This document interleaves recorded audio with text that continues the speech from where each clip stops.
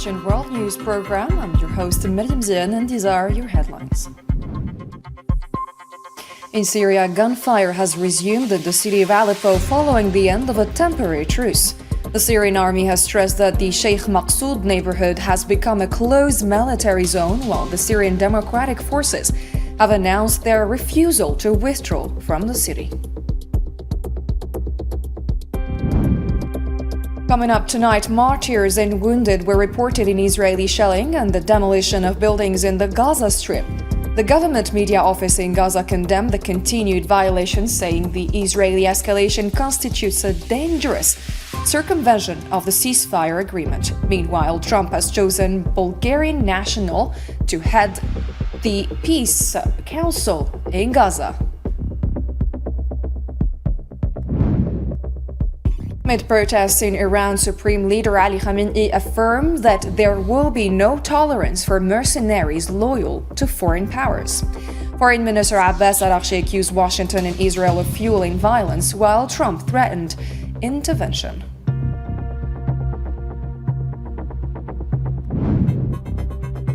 In developments in the war in Ukraine, a large-scale Russian bombardment of Kiev and Lviv left people killed and wounded. Authorities in the Ukrainian capital have urged residents to leave the city temporarily due to heating outages.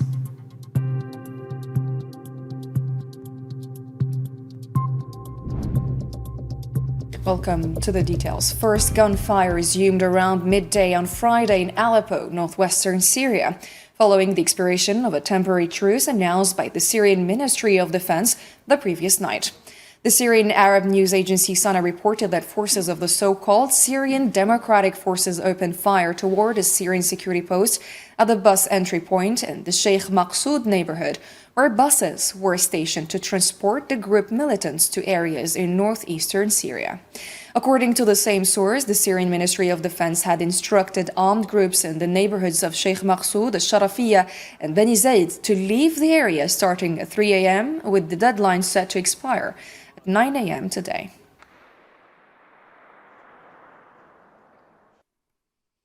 The so-called Syrian Democratic Forces announced their refusal to withdraw from the Sheikh Maqsoud and the Sharafiyya neighborhoods in Aleppo after authorities revealed that their evacuation would take place within hours as part of a ceasefire that ended days of deadly clashes. In a statement issued on Friday, what is known as the People's Council of Sheikh Maqsoud and the Sharafiyya, affiliated with the Kurdish Autonomous Administration, said that the appeal issued by what it called a temporary Damascus government forces amounted to a call for surrender. The statement added that residents of these neighborhoods are determined to remain and defend them, confirming a decision to stay and resist.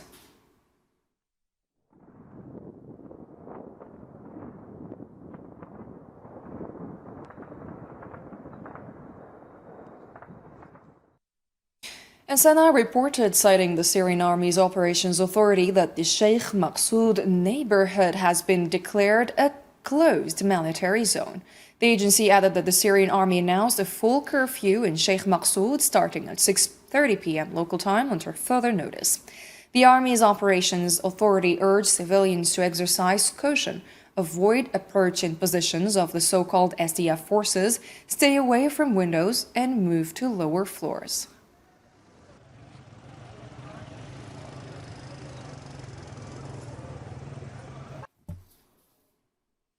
And the Syrian Ministry of Defense announced the destruction of what it described as a large warehouse belonging to the so-called Syrian Democratic Forces and the Kurdistan Workers' Party PKK in Aleppo, northern Syria.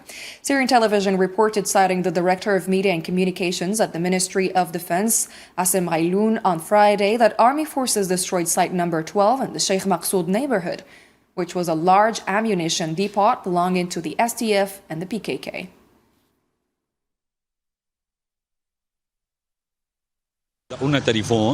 We had a phone call.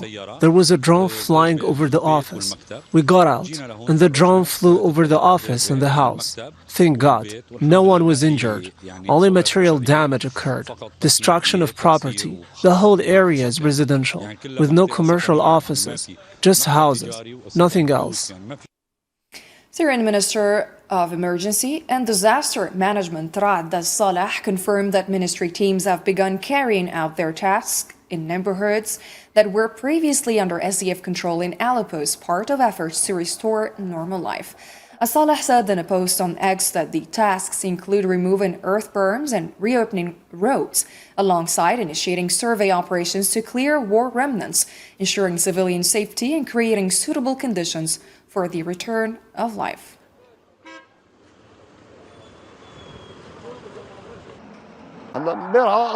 We spent a very difficult night, thank God. It's important that we finish safely and peacefully. And now with the cessation of fire, God willing, things will return to normal. I'm better now. I have reopened my shop, thank God. President Ahmed al-Shara also reaffirmed Syria's national principles, for most among them the restoration of state sovereignty over the entirety of its territory. Sana reported that during a phone call with Turkish President Recep Tayyip Erdogan, al-Shara stressed that the current priority is protecting civilians, securing the surroundings of the city of Aleppo, and ending illegal armed manifestations that hinder reconstruction efforts. The same source added that President Erdogan expressed his country's support for efforts to enhance security and stability, emphasizing the importance of joint coordination to confront shared challenges and threats.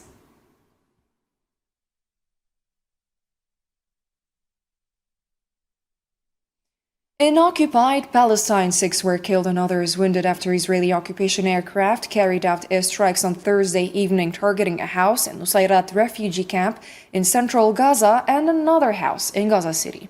This brought the total number of Palestinians killed in the strip since dawn yesterday to 15, including 5 children.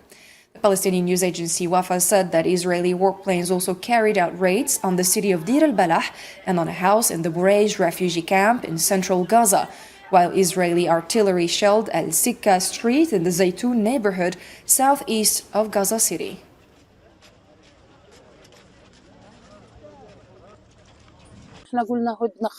We said that everything was over, thank God. But every now and then, there's fighting and violations of the ceasefire. All of them, children, women, young girls, have nothing to do with the fighting. They're not soldiers. They're not at war. They're just sitting at home in the camp. An UNRWA Commissioner General Philippe Lazzarini announced that 3 months after the ceasefire in the Gaza Strip, conditions have not improved sufficiently to meet residents' needs, stressing that aid remains far below required levels. According to Wafa, Lazzarini said on Thursday that even 3 months after the ceasefire, humanitarian aid remains insufficient to meet the needs of the affected population, emphasizing that cold weather poses an additional hardship for residents already exhausted by a brutal war that lasted 2 years and that was accompanied by widespread destruction, killing, and forced displacement.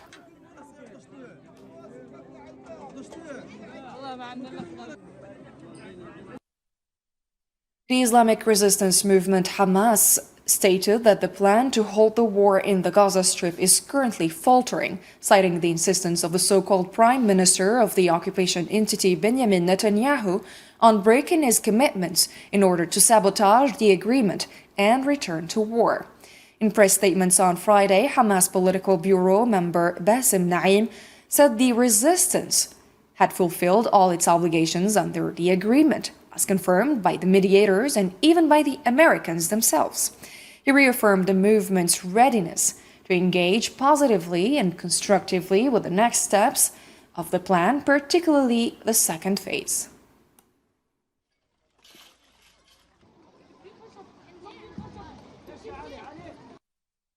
And the government media office in Gaza said that the continued Zionist violations and breaches in the Gaza Strip constitute a dangerous circumvention of the ceasefire and an attempt to impose a humanitarian equation based on subjugation, starvation, and blackmail.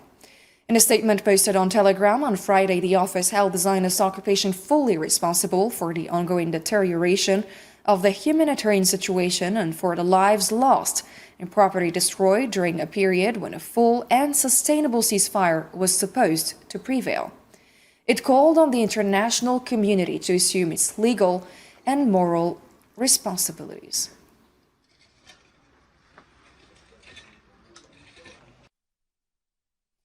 US President Donald Trump has chosen Bulgarian politician and diplomat Nikolai Mladenov to serve as executive director of what is known as the Gaza Peace Council.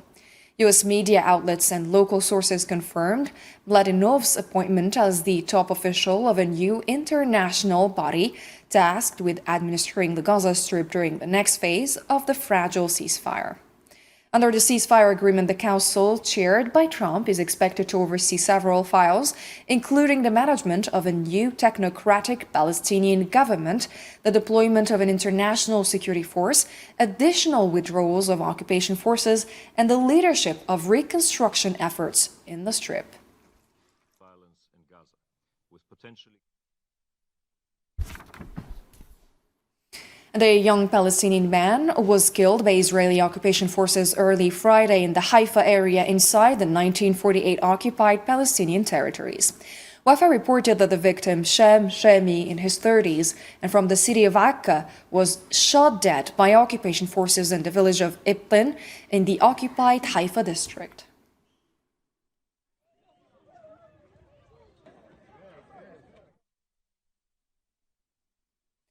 The Lebanese National News Agency reported that Zionist warplanes carried out intense airstrikes targeting several areas across southern Lebanon, particularly the towns of Kafr Kila and Ain Qanna, the heights of Al-Rayhan, Al-Jamarak, Sajd, and Wadi Humi.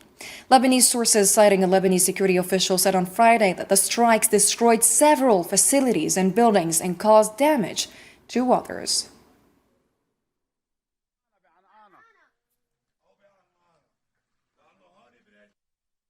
Lebanon called on Iran to adopt a new approach regarding Hezbollah's weapons based on its relationship with the group so that those weapons do not become a pretext for weakening Lebanon or any of its sects.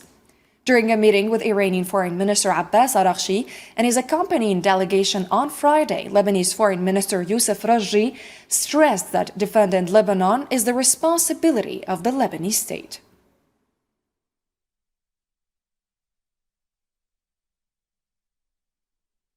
Iran affirmed that it will not tolerate mercenaries working on behalf of foreign powers, calling on the Iranian people to unite all ranks in order to defeat enemies. Iran's Supreme Leader Ali Khamenei said that there are agitators seeking to please the US president by vandalizing public property in their own country. The Islamic Republic was established with the blood of several 100,000 honorable people, and it will not back down in the face of those who engage in destruction, nor will it tolerate mercenaries serving foreign powers.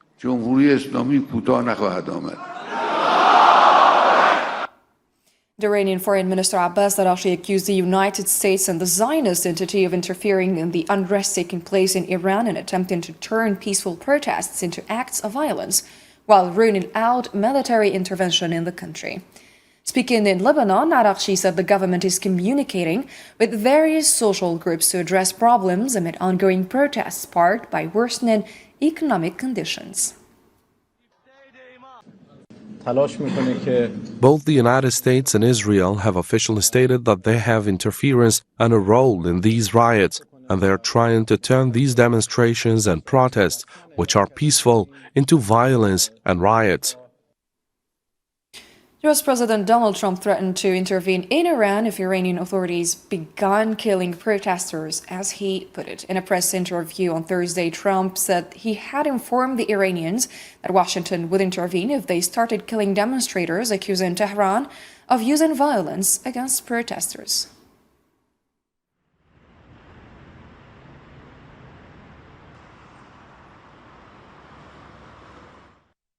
Elsewhere, Somali President Hassan Sheikh Mahmoud affirmed that Somalia is free and sovereign, that its unity is non-negotiable, and that its territory cannot be divided through messages or unilateral decisions.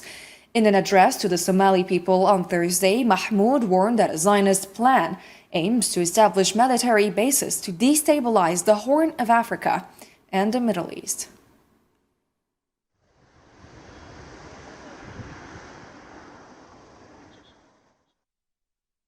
The Somali army announced the killing of 18 militants from Al-Shabaab on Friday night during a military operation in the Saku district of the Middle Juba region in southern Somalia. The Somali news agency, citing the Ministry of Defense, reported on Friday that the operation also destroyed a factory used by Al-Shabaab to produce and prepare various types of explosives used to target civilians.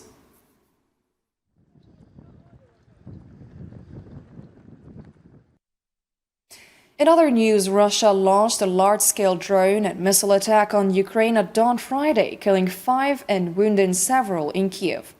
Many districts were shelled, with a drone crashing onto a residential building in Desnyansk and damage reported to other homes. Kiev Mayor Andriy Sadyovsky said Russia also struck vital infrastructure in Lviv with a high-speed ballistic missile, according to Ukraine's Western Air Command.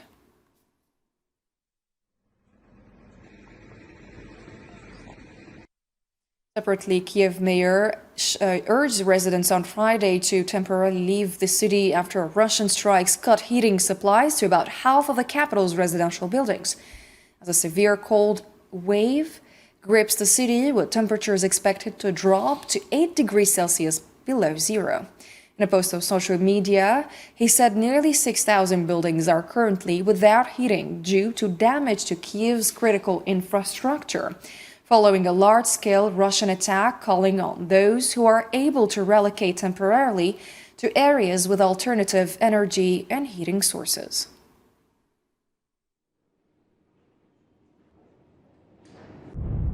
Half of Kiev's residential buildings, around 6,000 buildings, are currently experiencing heating issues due to damage to the city's critical infrastructure caused by the enemy's large-scale attack. Authorities also urge residents of the capital who are able to temporarily leave the city for places with alternative sources of energy and heating to do so.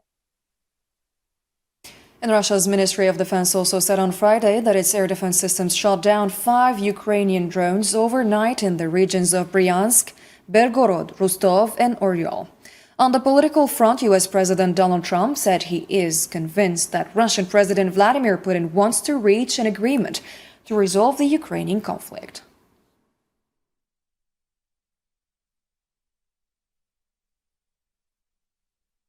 U.S. President Donald Trump said he is convinced that Russian President Vladimir Putin wants to reach an agreement to resolve the conflict in Ukraine. In an interview with an American newspaper on Thursday, Trump said he believes Putin is willing to strike a deal, pointing to the instances in which the Russian president agreed to the proposed settlement terms during negotiations, while his Ukrainian counterpart Volodymyr Zelensky opposed them.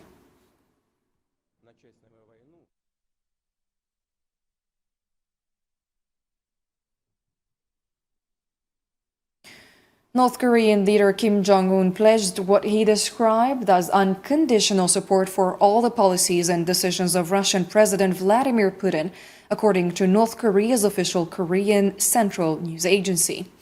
In a message published by the agency, Kim said he felt what he described as a genuine bond of friendship with Putin, calling it the most precious.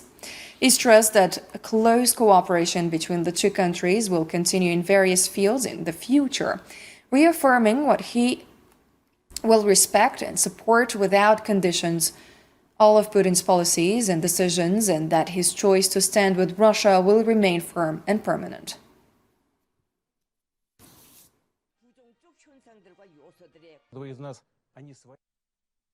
Venezuela's acting president Delcy Rodriguez said on Thursday that her country is not under the control of the U.S. following the ousting of her predecessor Nicolas Maduro last Saturday. Speaking during a commemorative ceremony honoring the victims killed in the U.S. attack on Caracas, Rodriguez stressed that Venezuela is neither subordinate nor subjugated.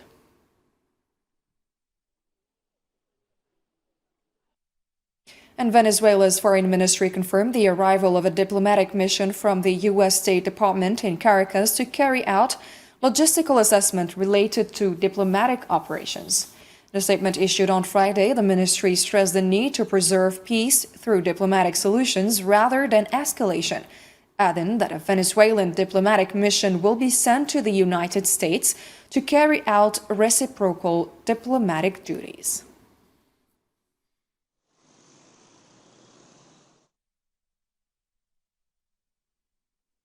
U.S. President Donald Trump said Thursday that Venezuelan opposition leader and 2025 Nobel Peace Prize laureate Maria Corina Machado is expected to visit Washington next week, and he is looking forward to meeting her. In an interview with Fox News, Trump said he understood she would arrive sometime next week. Oil people in the world, they're all coming. Well, I understand she's coming in next week sometime. And I look forward to saying hello to her, and I've heard that she wants to do that. That would be a great honor. We have to rebuild the country. They couldn't have an election. They wouldn't even know how to have an election right now. The country's become third world, and they wouldn't know how to have an election right now. We're going to rebuild the oil and the oil infrastructure. We'll be in charge of it. It's going to do great and make a lot of money, and we're going to take it from there. And we've taken $4 billion worth of oil in one day, and that'll increase. We're going to have it rebuilt. All the big oil companies are coming in. They're going to make a lot of money, and Venezuela's going to get some of that money, and we're going to get some of that money, and we brought stability to the region. U.S. President Donald Trump also announced on Thursday that the United States will launch ground strikes against what he called drug cartels without specifying their locations. Let's have a listen. We've knocked out 97% of the drugs coming in by water. And we are going to start now hitting land with regard to the cartels. The cartels are running Mexico. It's very, very sad to watch and see what's happened to that country. But the cartels are running, and they're killing 250,000, 300,000 people in our country every single year. The drugs, it's horrible. It's devastated families. You know, you lose a child or a parent. I mean, parents are dying, too, with drugs. China's foreign ministry said on Friday that Taiwan is an inseparable part of the Chinese territory, stressing that the issue is an internal matter for China. Foreign Ministry spokeswoman Mao Ning said during a press conference in response to recent comments by U.S. President Donald Trump regarding Taiwan that resolving the issue is a matter solely for the Chinese people and that there is no room for any external interference.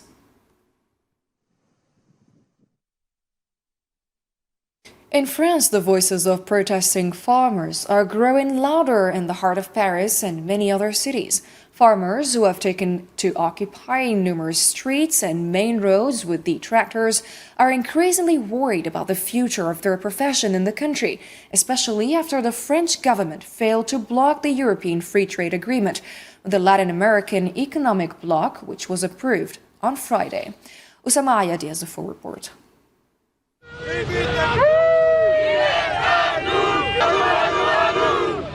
A first surge of farmer protests is gripping France, with demonstrations appearing more forceful than before. Agricultural tractors breach security barriers, rolling through the streets of Paris, from the Champs-Élysées to the Place of Concorde and the Arc de Triomphe, a vivid sign that farmers have successfully brought their frustrations from the countryside to the heart of political power. At the heart of the protesters' concern is what they see as a glaring contradiction in European policies, imposing stringent environmental and health standards on local agriculture while allowing imports from abroad that face far less regulation. Farmers also worry about the influx of duty-free products flooding the European market, which they argue creates unfair competition and threatens the continent's food sovereignty. We are here specifically to avoid signing. It might be difficult to convince them, but it affects everyone's health. There is a reason for imposing restrictions here. We're already burdened with regulations. If we have an agreement like this, what's the point of imposing regulations and so on? It's pointless.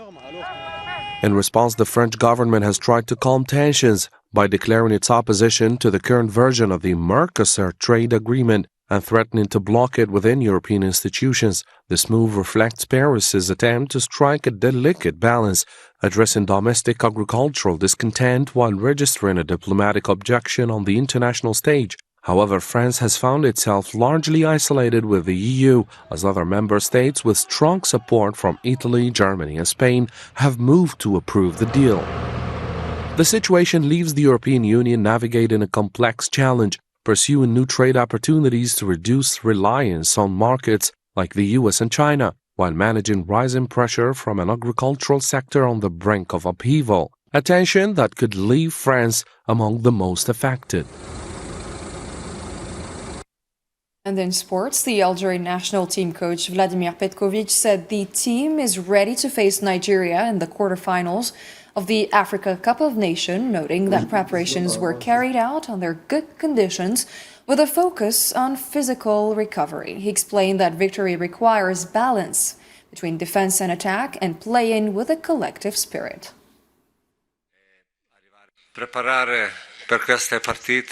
Mental preparation isn't necessary in these matches, but physical preparation is a must. We have succeeded in getting back our energy, especially that we played a couple of days ago. We will be ready tomorrow physically to win over a strong competitor, which is considered one of the most prominent candidates to win this tournament. That's the end of our program. Thanks for watching, and bye-bye for now.